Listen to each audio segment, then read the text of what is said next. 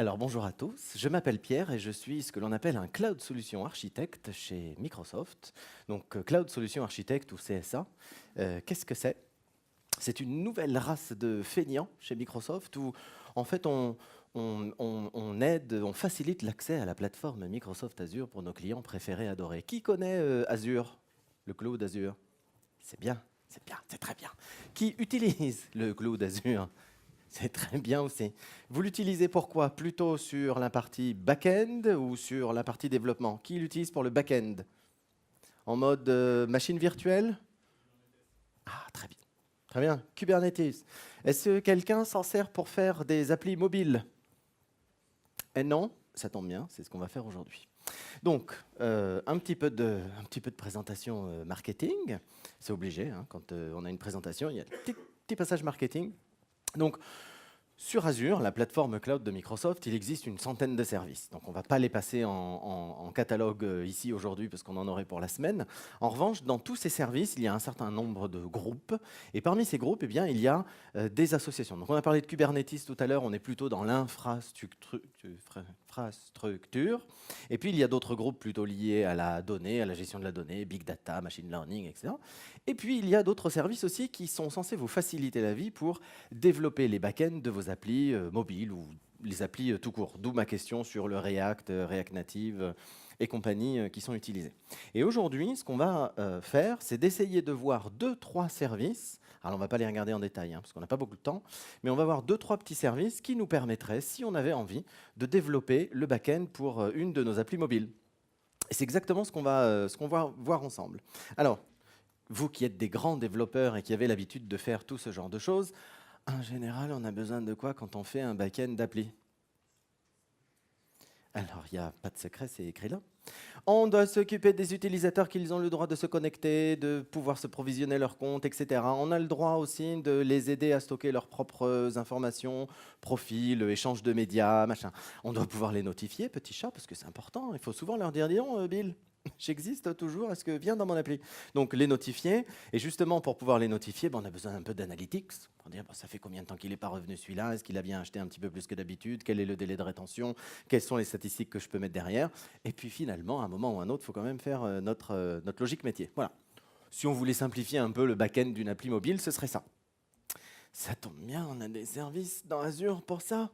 Alors, on va voir un peu plus dans le détail tout à l'heure, mais pour tout ce qui va être authentification, gestion des utilisateurs, on a un service qui s'appelle Azure Active Directory. Quelqu'un l'a déjà essayé, utilisé, tout ça? Est-ce que vous vous êtes ouvert les veines au bout de quelques heures d'utilisation? Oui, très bien, c'est normal. Mais les architectes sont là pour vous aider à utiliser les produits. Donc, Azure Active Directory. La partie analytics, vous allez voir qu'on a un SDK qui déchire un peu sa race parce qu'il suffit juste de déclarer le SDK dans l'application et tous les métriques viennent tout seuls. Donc ça, c'est assez cool. La génération de contenu, on a des outils de stockage qui s'appellent les blob storage, le business logic, et c'est là qu'on va voir les démonstrations de Brian tout à l'heure. Le business logic, on va parler un peu de serverless. Ça y est, on peut cocher la première case du bingo démo marketing. On va parler un peu de serverless et de se dire, globalement, comme développeur, on s'en cogne un peu d'avoir à gérer du Bipro Xeon Quadricœur à 18 Go de RAM et puis avec un bus à double arbraquam en tête. En fait, on s'en cogne un peu. Nous, ce qui nous intéresse, c'est que l'appli elle fonctionne, qu'on ait bien nos SLA vis-à-vis des clients et les temps de réponse qui vont bien. Et le serverless, pour ça, il est assez cool parce qu'on ne se préoccupe de rien de tout ça. Et en revanche, on a des SLA de la part de l'opérateur cloud qui va nous dire « tu s'inquiètes, c'est exécuté en moins de 100 millisecondes ». Et globalement, en tant que dev, c'est vraiment ce qui nous intéresse. Et on va voir que la logique métier, les systèmes de push, notification, et puis tout ce qui va être le stockage des informations, autrement dit ce que l'on appelait avant la base de données, tout ça c'est en serverless, c'est du pur service. On s'y connecte, on le consomme, et derrière on a les résultats qui nous intéressent. On avance dans notre app. Alors je vous propose de faire une petite application. Alors nous sommes enregistrés, donc c'est une application qui s'appelle Find a Like. En réalité, c'est une appli de site de rencontre. Mais on est filmé Find a Like. Donc on va trouver nos amis qui ont les mêmes centres d'intérêt que nous. L'intérêt, c'est d'avoir une application qui est sur un mobile, sur laquelle je me log. qui va pouvoir me géolocaliser et puis qui va me binguer lorsque quelqu'un qui a les mêmes centres d'intérêt que moi dans les parages à moins de 50 mètres et qui va me dire « Oh là là, il y a quelqu'un qui a les mêmes centres d'intérêt que toi, tu devrais le contacter parce qu'il a l'air sympathique. » Voilà ce qu'on va essayer de décrire comme type d'application et quels seraient les services qu'on mettrait en œuvre en moins de 20 minutes. OK? Bien. Alors justement, on va passer par les différents use cases. On a une bonne appli. Qu'est-ce qu'elle doit faire, cette appli? La première chose, je dois me connecter, définir mes centres d'intérêt, et puis ensuite d'être notifié. On y va. Premier service qui va nous intéresser, l'authentification. Alors on a parlé tout à l'heure, il y a 2 personnes qui se sont ouvertes les veines. J'aimerais bien que plus de gens s'ouvrent les veines, ce serait sympathique de votre part. Mais donc on a un service qui s'appelle Azure Active Directory. Et dans cet Azure Active Directory, il existe justement une option qui s'appelle Azure Active Directory B2C. B2C, c'est une extension de l'Azure AD qui est ultra intéressante, puisqu'elle va vous délester complètement de la partie du sign-up, sign-in, gestion des mots de passe, perte du mot de passe, validation de l'utilisateur, tout ça est géré automatiquement.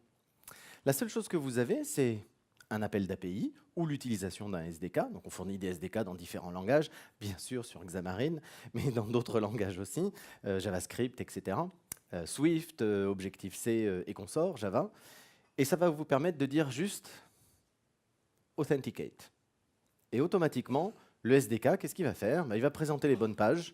Il va dire, est-ce que tu es un nouvel utilisateur, pas un nouvel utilisateur? Est-ce que tu veux te signer? Est-ce que tu existes déjà? Est-ce que tu veux être fédéré avec Facebook, avec Google, avec Amazon? Tout ça est pris en charge automatiquement par Azure AD B2C. Et vous, la seule chose que vous avez à faire, c'est de faire cet appel.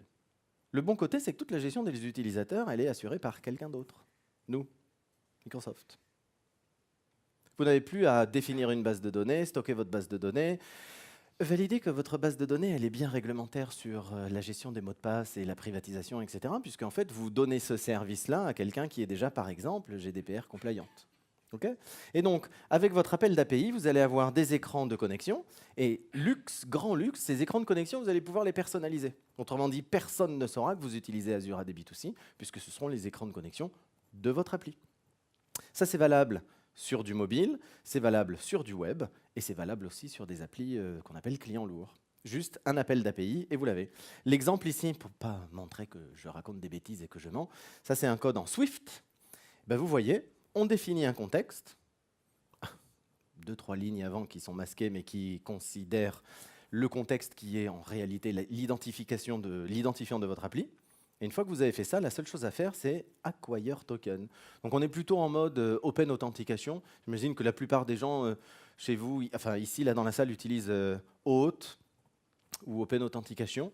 Ben, c'est basé sur les mêmes mécanismes. Donc vous avez la possibilité d'authentifier vos utilisateurs.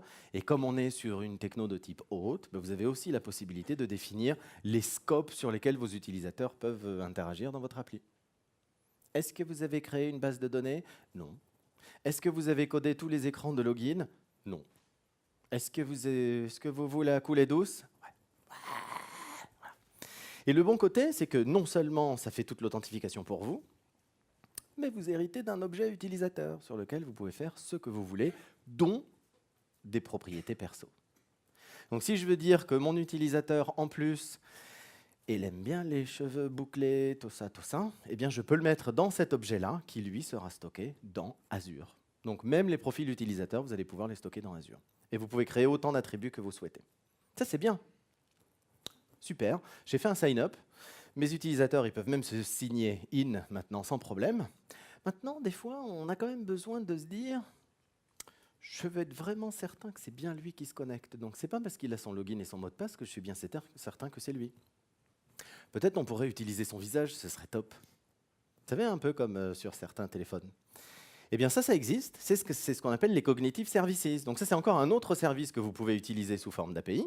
Et ce nouveau service sous forme d'API va vous permettre d'envoyer la photo que vous venez de prendre de votre utilisateur et on va pouvoir vous répondre « Oui, c'est bien lui. C'est l'utilisateur 14963298743Z. » Et ainsi de suite.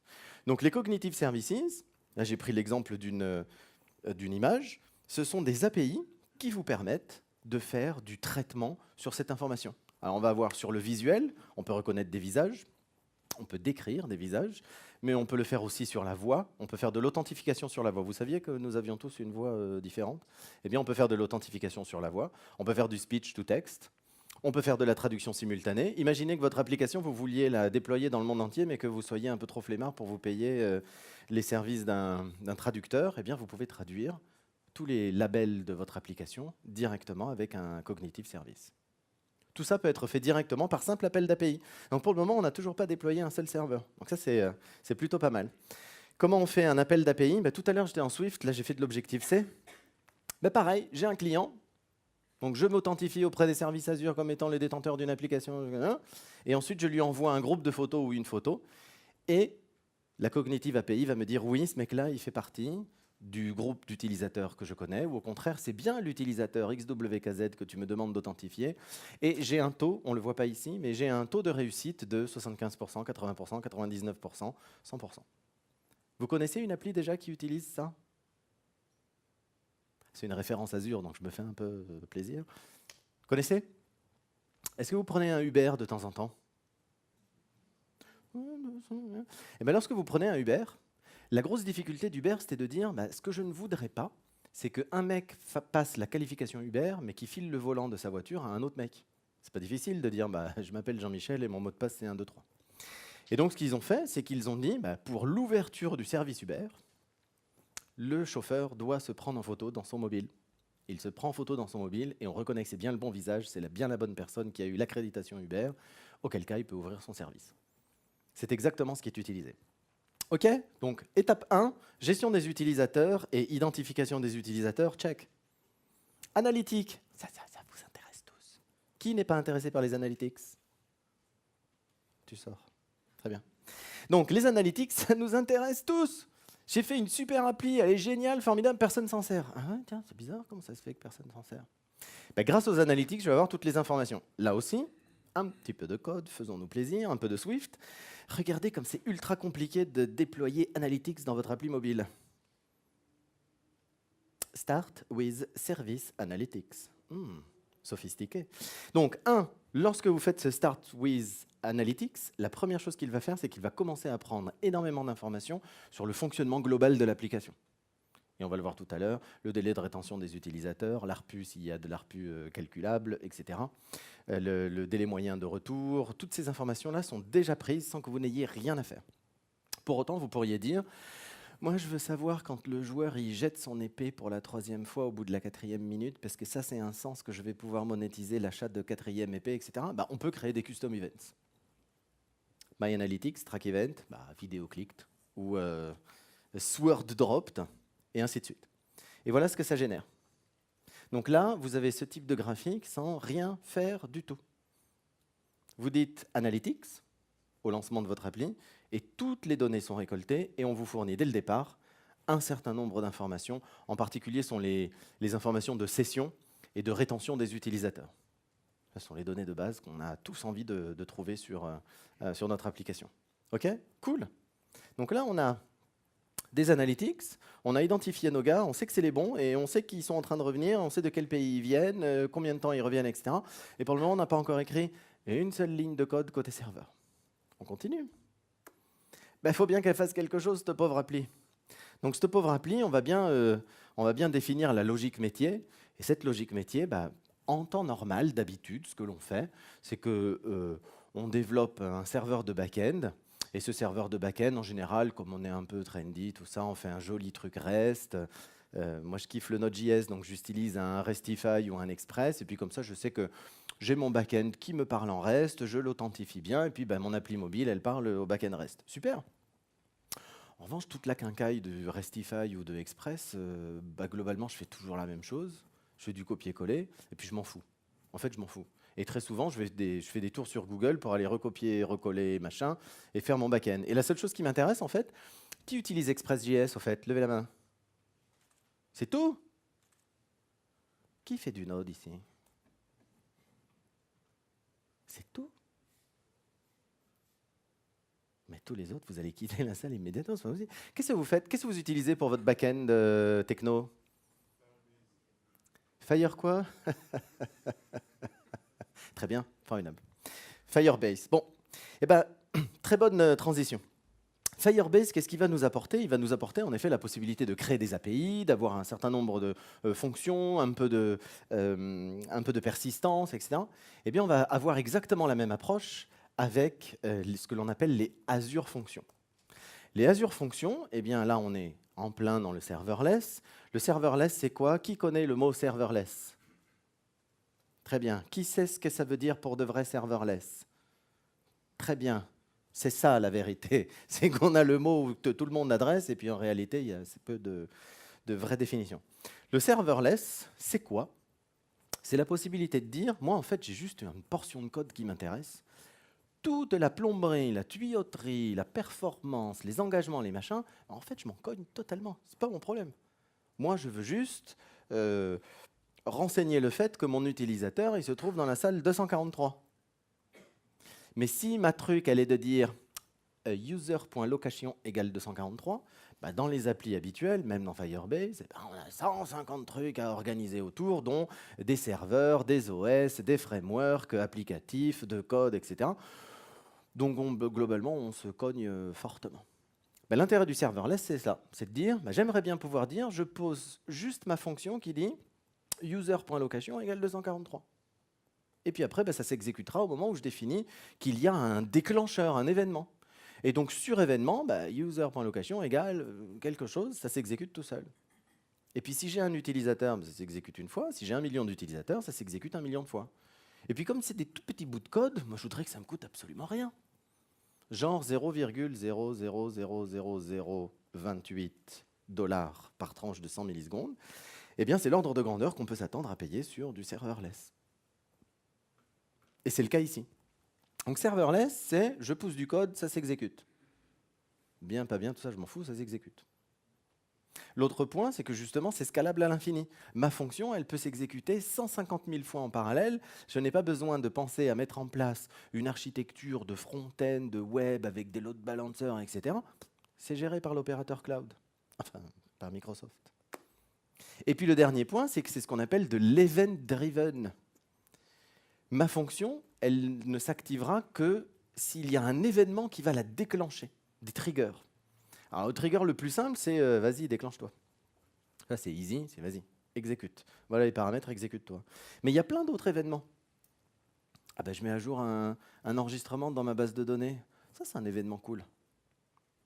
Quand je modifie les paramètres de l'utilisateur et que ce que je modifie comme paramètres, c'est plutôt ses centres d'intérêt, eh ben, peut-être que du coup, ça vaut le coup que lorsqu'on a changé ses centres d'intérêt, on voit s'il a d'autres amis dans les parages qui ont les mêmes centres d'intérêt. Trigger, fonction, exécution, action. Donc au lieu d'avoir des applications plutôt monolithiques, ou même des ensembles typiques d'API, eh ben là on va faire des fonctions qui, elles, s'exécutent en fonction des événements. Alors sur Azure, pour faire le point particulier, on a un grand nombre de déclencheurs. Je ne suis pas tout à fait à jour ici.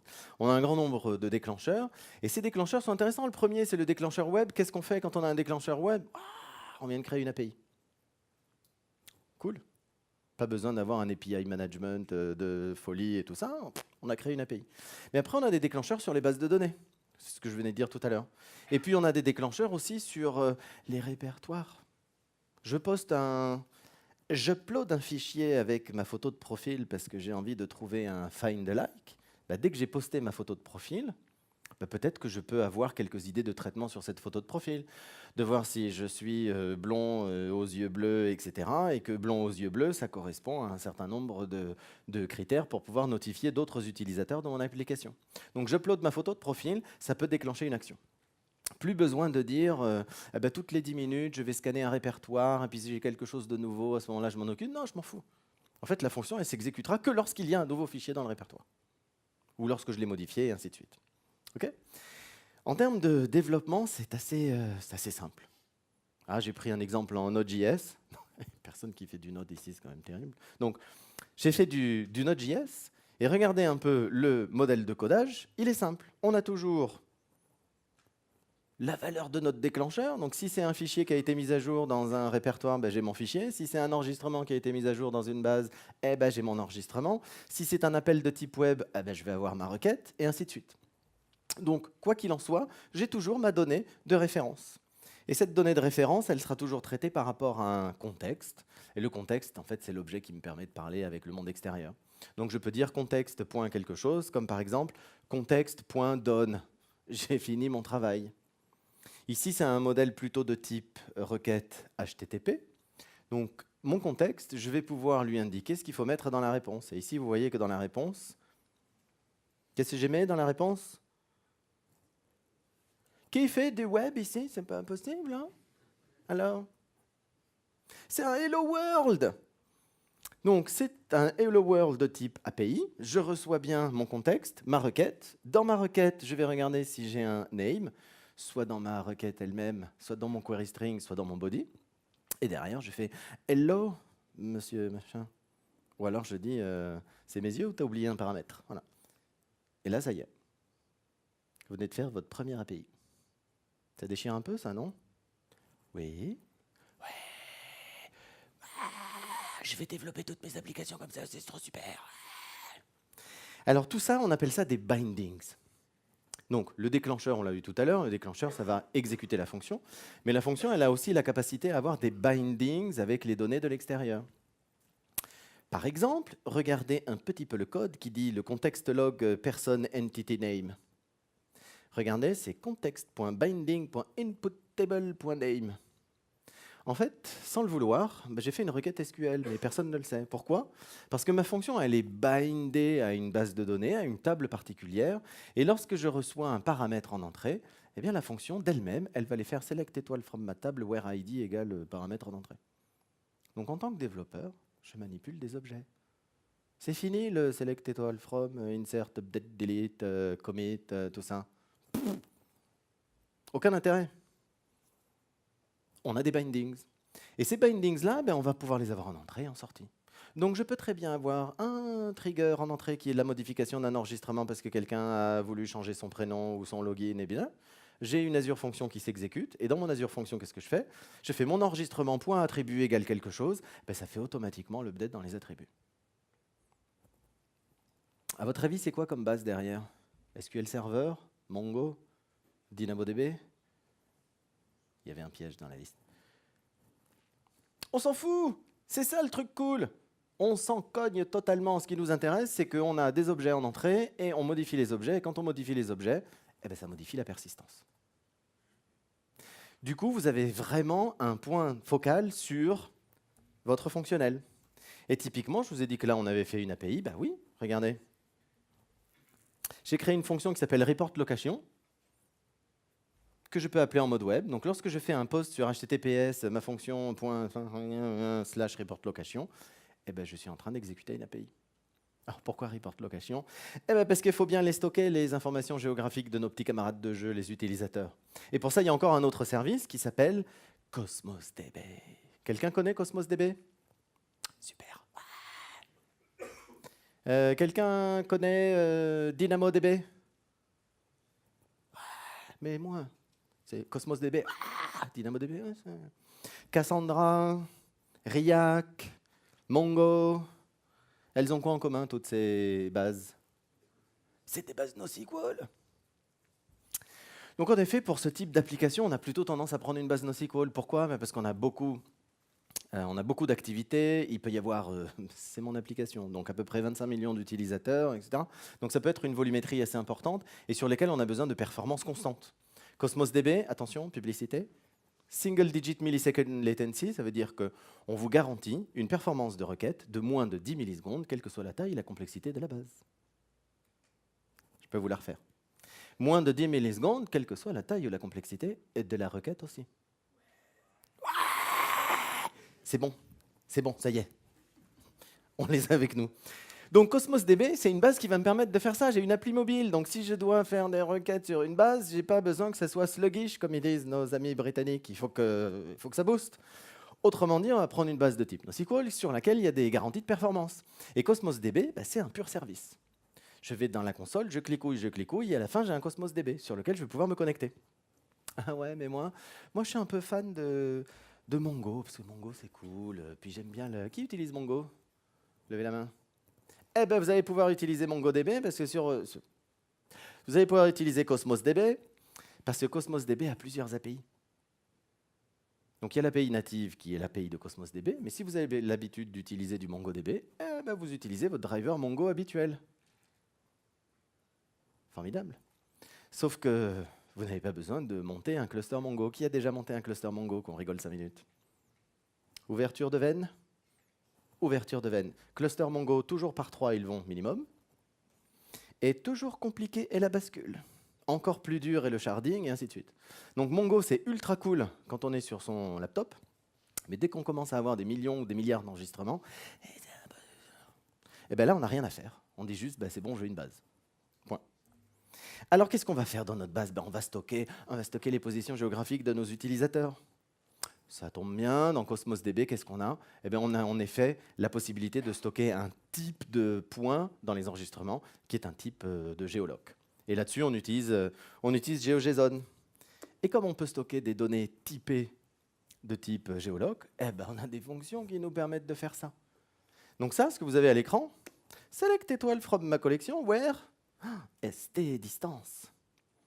Donc je peux faire des requêtes un peu à la Postgre quand on a l'option GIS. Là, c'est la même chose. On va faire exactement la même chose. Dire, trouve-moi tous les points qui sont à moins de... Ici, à moins de combien? À moins de 30 km. Ça ne suit pas ici. Donc là, on a une simple requête qui est capable de me retourner tous les utilisateurs qui sont à moins de 30 km du point où je suis. OK? Cool. Au fait, est-ce qu'on a tout fait? Donc tous les mecs qui avaient le sandwich à qui j'ai demandé de sortir tout à l'heure, vous auriez dû. Est-ce qu'on a tout fait? Presque. En fait, vous avez toutes les briques là, ici. Donc votre appli, elle peut fonctionner. Et comment on va faire? On va faire, attention, bingo des mots merveilleux, on va travailler en mode microservice. Check. Donc qu'est-ce qu'on a? On a bien une Azure Function, on vient de la faire, la report location. Super. Donc mon mobile, lui, régulièrement, ce qu'il va faire, il va faire un appel d'API sur report location et il va reporter sa géolocalisation. Super. Du coup, qu'est-ce qu'on va faire au travers d'un binding? On va dire user.location égale l'information que j'ai eue en entrée. Génial. Mais comme on a des triggers sur Cosmos DB, on va pouvoir dire oh là là, on a modifié la position géographique de l'utilisateur. Il faudrait peut-être checker s'il y a des gens qui ne sont pas trop loin et qui ont les mêmes centres d'intérêt. Super. On va exécuter Find My Friends. Tout ça, ça se fait automatiquement. Vous n'avez jamais défini. Si est-ce que alors machin, pas du tout. En fait, à chaque fois, vous mettez quelque chose quelque part et ça déclenche un événement. Génial. Et si Find My Friends il trouve quelqu'un, on va appeler encore un autre service qui est Azure Notification Hub qui permettra d'envoyer des notifs. Vous avez déjà envoyé des notifs avec APNS? APNS, c'est le système d'Apple. Oui, qui? Vous avez tous abandonné avant ou vous faites appel à des frameworks un peu plus de haut niveau? Parce qu'avec APNS, ce n'est pas l'ouverture de veine.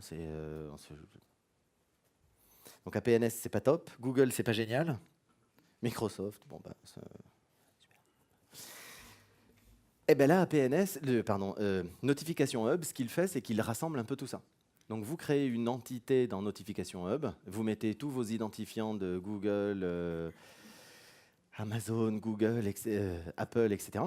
Et on va pouvoir envoyer les notifications pour vous, avec tous les ennuis que ça peut comporter. C'est nous qui prenons les ennuis. Super.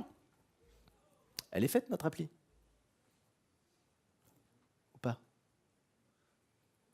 Ou pas? Elle est faite, notre appli. Oui, elle est faite, elle est super. Pas tout à fait. Mais si jamais je change d'avis, je dis non, en fait, j'aime plus le Node.js, je préfère le PHP. Qui fait du PHP ici, au fait? Regardez 5 minutes. PHP, il y a des gens? Chut, dehors. C'est pas possible de faire du PHP encore à cette heure-ci. C'est pas possible. Du PHP, quoi. Il y a des gens, ils préfèrent le PHP. Et donc, Find My Friend, vous voyez, ici, là, il y a une personne qui fait du PHP. Donc, quand je modifie mes préférences, mon profil, pareil, je vais faire un appel d'API en disant, bim, j'ai changé le profil, donc c'est plus du Node, c'est du PHP que je préfère. Ah là là, trigger. Binding d'abord, je vais mettre la table, la collection des préférences à jour. Trigger, hop, Find My Friend, et je vais pouvoir notifier. Donc, on a quand même une appli qui a 0 serveur. À votre avis, c'est du Linux ou du Windows comme back-end? On s'en cogne. Un nana s'en bat l'œil. Mais vraiment, ce qui nous intéresse, c'est que notre code s'est exécuté. Alors moi, j'ai choisi Node.js, mais on aurait pu le faire en PHP, justement. Les Azure Functions autorisent le PHP. Le PHP, le Python, le Java, le Node, d'autres trucs. Donc en fait, ce qui va m'intéresser, c'est qu'en tant que développeur, tous les développeurs qu'on est, on a des marottes. Voilà. Il y en a, c'est le PHP. Il y en a d'autres, c'est le Node. Mais du coup, on va juste se préoccuper de notre code et notre application, elle va fonctionner. À votre avis, ça tient pour combien d'utilisateurs, ça? 5? 10? 100? 1000? 10 000? 100 000? On s'en fout, c'est ça. C'est exactement ça. Ça peut tenir plusieurs millions d'utilisateurs simultanés. Pourquoi? Parce qu'en fait, tout s'exécute dans le cloud d'Azure. Et c'est un peu notre métier, nous, de faire beaucoup fort, plein. On a 50 régions dans le monde, on a des data centers répartis partout, on a des connexions réseau qui sont très efficaces, etc. Donc, ça ne devient plus votre problème. Le seul problème que vous avez, vous, c'est de bien finaliser votre appli mobile. OK? Cool. Dernier point, parce que je suis déjà en retard. Comment on va faire travailler tout ça? On a un super outil chez Microsoft. Visual Studio, vous connaissez? Qui utilise Visual Studio? C'est bien, c'est pas mal. Visual Studio Team Services, qui connaît? C'est bien. KSSR, Team Services? Eh bien, en fait, c'est pour faire... On n'avait pas coché la case DevOps encore dans les mots marketing. Eh bien, ça y est. Donc, ça permet justement d'appréhender tout l'environnement DevOps. Avec VSTS, on va déjà avoir notre repo Git ou que sais-je, mais en tout cas, Git la plupart du temps, on va pouvoir assigner des tâches, avoir des équipes, travailler en collaboration, faire l'intégration continue, le déploiement continu, blablabla. Super. Et bien, autour de ça, il y a une option qui s'appelle App Center et qui, elle, est plutôt orientée vers les mobiles et qui va vous permettre de piloter votre appli, de faire le CI/CD habituel, mais surtout de balancer ça sur des devices qui sont dans nos data centers. Donc, vous pouvez tester vos applis mobiles directement sur des vrais devices, plein. Et puis après, derrière, on vous envoie tous les résultats en disant sur le device comme ça, avec ce form factor, la photo, elle est comme ça. Pardon. Et du coup, ça vous permet d'appréhender tout le cycle de vie de votre projet. OK? Je me dépêche parce que j'ai pris un petit peu de retard. Le but maintenant, justement, c'est de dire, qu'est-ce qu'on va faire? On va démontrer que c'est vrai. Et c'est le rôle de Brian qui est là et qui est venu nous faire une démonstration, justement, sur, les Azure Functions. Donc, il va vous montrer un peu que on peut démystifier les Azure Functions et que c'est plutôt easy à mettre en œuvre. Et 2, une petite démonstration autour du bacon, parce que les développeurs mangent du bacon. Et donc, 2 petites démonstrations qui vont vous permettre de voir que globalement, c'est aussi simple que j'ai bien voulu le dire. Voilà. Brian, the floor is yours. Thank you. Yeah, this will be the English portion of the presentation. Apologies from the US. So my name is Brian Benz. I'm a cloud developer advocate. I'm dedicated to the Java community at Microsoft. We have a huge team of cloud developer advocates now for non-Microsoft technologies, and I'm one of them. So we don't have a lot of time. I'm going to go through a couple of quick things. I'm going to show you one demo that doesn't work and then one demo that works, but the demo that doesn't work is still worth seeing. So how many people here have used Visual Studio Code before? Okay, cool. So quite a few of you. So it's a free text editor you can get. Let's see here, Visual Studio Code. Code. And, oh, thanks. Yeah, so it's a free text editor, and it works with Java. And what I'm going to show you today is how to set up a Java function, serverless function that works with Azure, can access Azure services and things like that. So I'll start with a new folder. So this is Visual Studio Code. And I'm just going to go to Devoxx 2018, which is an empty folder. And no, I don't want to save the changes. So I just wiped out all the work I was doing there. And the next thing I want to do is just go down to Azure Functions here. And I just say create a new function. And I'm already logged into Azure, and I've done a whole bunch of things in the interest of time to set this up. But I don't want to show that again. So basically, I'm going to say create a function. It's going to ask me what I want to call the function up here. at DevOps 2018. Then it says the selected folder is not set up for a function app project. So what it's going to do when I say yes is it's actually going to create a whole new function framework for me to work with in Java. Com function bbens is what I named the group ID that I'm using for this. I'm going to call the actual function the artifact DevOps 2018, and then the name of the package that's going to be generated, DevOps 2018, and then it gives us a unique identifier because when you deploy this out to the cloud, it actually needs that to find the application. And basically down here now, we bring this up, it's generating a whole bunch of frameworks for us to work with Azure. It's using Maven behind the scenes to actually generate all this. So, and it sets up a Git project as well. I'm going to use a Git HTTP trigger, and the package name that's actually going to be finished with this is called bbens, and I'm going to allow anonymous access to this function when it's done. And that's it. Basically, it's going to be running now, building this resource out. It builds it automatically using a function, Maven. While it's doing that, I'll show you this article. Where is it? There it is. So there's a function. You can also do all of this from the command line, and there's an article on docs.microsoft.com on how to do that. But for now, it's just easier and quicker to show you here. So it builds a Maven archetype, and it does a few other things. And when it's done, you have several folders here. You have a local settings JSON file that you can use, and it's probably empty right now, for accessing storage and a few other things. And then you have a function, Java function. It actually builds an HTTP function for you that you can use, and it sets up an HTTP trigger. The other triggers you can use, as Pierre mentioned, are accessing a blob. So anytime something goes into a blob or any other functions, there's actually a way to set those up and trigger them as well. But for now, we're just doing an HTTP trigger. And then you've got the function test.java, which just runs through a few tests to make sure that you can connect to Azure and a few other things. And this is, by the way, I mentioned that one demo won't work. This is where this demo won't work. It needs port 5005 to be open to access it, and that's not open from here.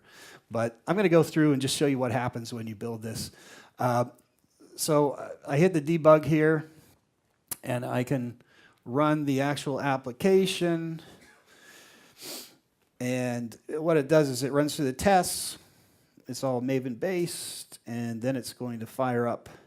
It's actually going to build the project in a target folder, pretty basic Maven stuff, and then it fires up the actual service. And this is where it fails.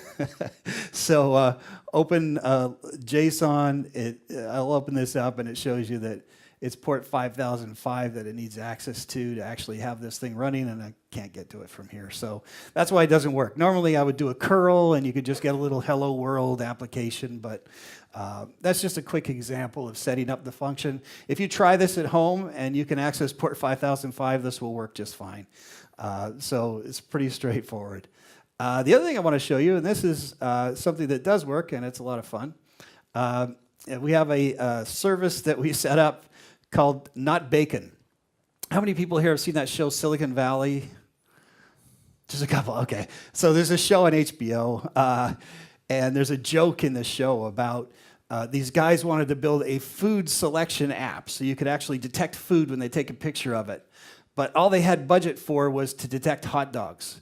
So it was a hot dog or not hot dog app. And so we did a not bacon app, so we can check to see if it's bacon. But then we say, wouldn't it be fun if we could detect Kevin Bacon, the movie star, as well as actual bacon? So you could do that with cognitive services, and that's what we did. We have cognitive services here. We use facial recognition, and we also use just basic image recognition to detect bacon. So let's get some pictures here. I already got some pre-done because we're in a bit of a hurry there. That's a good one, but let's do that one last. So here's one, Kevin Bacon. This is a pretty easy one. So let's try that. Submit. Oops, hold on. Oh, great. Let's see here. happened there? All right. Okay, so this one should work. Yeah, so it says there's no Bacon here, but there is Kevin Bacon. And then it's pretty cool. I found this like yearbook picture of Kevin Bacon. Doesn't quite look like him, but let's see here. This one actually works too. At least it should. Yep, still says it's Kevin Bacon. And then if we do this one, which I found, I didn't make this. Someone else made this weird picture of Kevin Bacon. Anyway, if we do this, it'll actually detect Bacon and Kevin Bacon. So there you go. Yay. That's about Wonderful. it. So Excellent. that's all I had to show you today. It's just something, and by the way, it's called Not Bacon at agilewebsites.net. If you want to show your friends example of facial recognition and image recognition, we have that. And I'm really sorry that this connection didn't work for the scaffolding, setting up the framework, but the framework works, and if you try this at home, it will actually deploy and run. It's just a basic setup for that. For sure. Thank you very much, Brian. Merci beaucoup. Donc vous avez vu les deux démonstrations. La première, un petit souci réseau. Mais la première, c'est simple. Je veux créer une Azure fonction. Là, c'était en Java. Mais si on va dans la console, on peut en créer dans les autres langages. Le fait de créer une Azure fonction, c'est histoire de quelques clics. Et ensuite, automatiquement, tout le framework est mis en place. Il n'y a plus qu'à développer le code à l'intérieur. Le code qu'on aurait pu développer, c'est bien celui qui est dans l'application Bacon or Not Bacon et qui permet de dire, tiens, je vais appeler quoi ? Ce qu'on appelle un service cognitif. Donc tout à l'heure, je vous ai parlé d'Azure, d'Uber. Je vous ai parlé d'Uber qui faisait les photos des chauffeurs pour pouvoir les identifier. C'est exactement les mêmes services qui ont été utilisés pour Bacon or Not Bacon. Et en fait, on en a choisi deux et on a fait dessus ce que l'on appelle du deep learning. Autrement dit, on a utilisé le service Azure, on l'a nourri avec un ensemble de photos de Kevin Bacon qu'on a trouvé. Et on a dit ça, ce sera le service d'authentification de Kevin Bacon. Et dans l'autre cas, on a pris des photos de Bacon, sans le Kevin. Et du coup, en effet, on peut demander à ces deux services en parallèle, est-ce que dans la photo, il y a du Bacon ? Ou est-ce que dans la photo, il y a Kevin Bacon ? Ou est-ce qu'il y a les deux ? Et en effet, dans un des exemples, on a bien vu qu'il n'y avait pas les deux. Là aussi, c'est du pur serverless. Vous n'avez aucune infrastructure à mettre en place. La seule chose que vous avez à faire, c'est vous connecter sur votre portail Azure et pouvoir activer ces différents services. En termes de facturation, là aussi, on est dans le micro, puisque la facturation, elle est toujours à l'acte. Chaque exécution de fonction est facturée. Chaque appel à un service cognitif est facturé. Si je n'utilise pas mon service cognitif, combien il me coûte ? Même si mon code est dedans.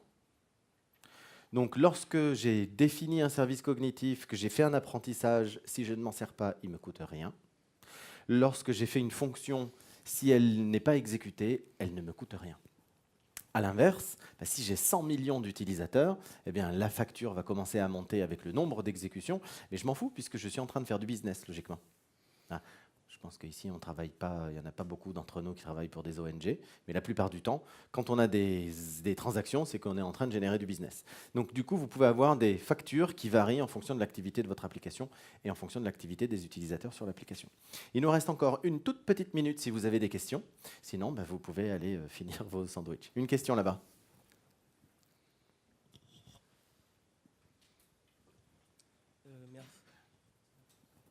Merci. Alors, moi, ma question, c'est comment vous gérez le temps réel ? Je prends l'exemple, par exemple, de Firebase et Firestore. Lorsque tu fais une requête, lorsque tu n'as pas de réseau, par exemple, tu vas avoir tout qui va être caché et ensuite qui va être synchronisé avec le cloud. Là, ici, tu as du HTTP et du coup, vu que tu fais ta requête réseau, si elle plante, comment tu gères le fait qu'elle plante et comment tu gères tout ce qui va être interaction temps réel. Très bonne question. La question est comment tu gères ton temps réel, comment tu fais en cas de coupure réseau, comment tu fais ton retry, puisque toute l'application qu'on a vue, elle était uniquement gérée par événement et que globalement, nous, on gère rien. On fait un appel quelque part et puis après, les dominos tombent. Tout ça, ça fait partie du fonctionnement de ces différents services. Et donc, les notions de trigger et de binding ont des systèmes de retry interne. Donc, pareil, en tant que développeur, je ne m'y intéresse pas. Mais dès que je peux déclencher quelque chose, je sais que la suite logique aura lieu à un moment ou à un autre, même si un des éléments dans la suite logique est en panne. À ce moment-là, c'est Azure qui prend en charge la représentation, enfin la présentation à nouveau de l'événement, jusqu'à ce que l'événement soit satisfait. Alors ça a un impact important, et c'est le cas dans Firebase, etc. C'est dans tous ces cas-là, puisqu'on travaille de plus en plus en mode événementiel, et il faut bien penser que vos applications, vous devez maintenant les développer, et vos fonctions en particulier, vous devez les développer en mode... là, ici, on a la liste de tous les triggers et de tous les bindings. Mais il faut qu'elles soient idempotentes. Donc aujourd'hui, la réponse à tout ça, c'est l'idempotence. Connaissez l'idempotence? Oui. C'est galère, hein, mais il en faut. Pourquoi? Parce qu'on est dans des environnements qui sont asynchrones, qui sont sur événement. Donc il est probable que justement sur erreur, un événement soit présenté 2 fois ou qu'il soit présenté un peu tardivement. Donc vous devez commencer à penser à développer vos applications et vos fonctions en mode idempotent. Mais c'est prévu dans le système. Réponse longue, question courte. D'accord, merci. Autre question? Là-bas. Ah. Dehors. Donc s'il y a d'autres questions, juste dehors. Merci beaucoup d'être venu et pour votre patience. Merci.